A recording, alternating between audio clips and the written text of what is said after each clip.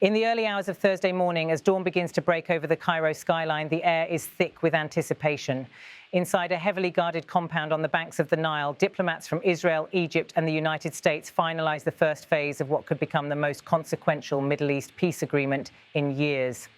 According to a senior source close to the negotiations, Israel and Hamas are set to sign the first phase of the Gaza ceasefire this Thursday in Egypt. It is, as US President Donald Trump declared from Washington just a day earlier, the first step toward ending one of the world's longest wars. The plan, brokered by American, Egyptian and Qatari mediators, is not just another ceasefire.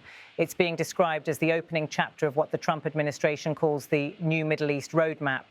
Under the terms of this first phase, Hamas is expected to release 20 Israeli hostages in one coordinated operation. In exchange, Israel will free roughly 2,000 Palestinian prisoners, among them 250 serving life sentences and 1,700 more detained after the war began on October 7, 2023.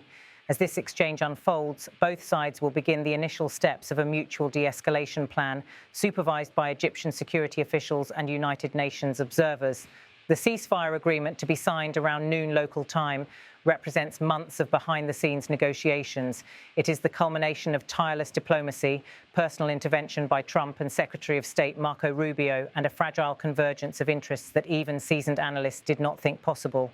Across Israel, scenes of cautious hope are emerging. In Tel Aviv's Rabin Square, candles flicker beside photos of the Bibas family, one of dozens still believed to be held in Gaza. Families of hostages gather quietly, holding signs that read, "Bring them home."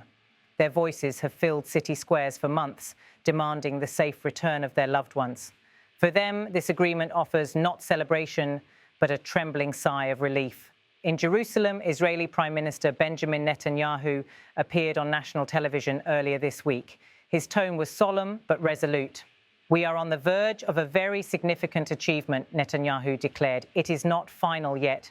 We are working on it vigorously, and I hope, with God's help, that in the coming days, still during the Sukkot holiday, I will be able to announce the return of all our hostages, both the living and the fallen, in one phase while the IDF remains deep in the Gaza Strip and in the areas it controls." Netanyahu's statement reflected both determination and caution. Within Israel, his government faces growing pressure from families of hostages, opposition lawmakers, and even within his own cabinet to secure a deal that brings the captives home but does not compromise the country's security objectives. The challenge for Netanyahu is to walk a narrow political tightrope, achieving peace without appearing to concede to Hamas.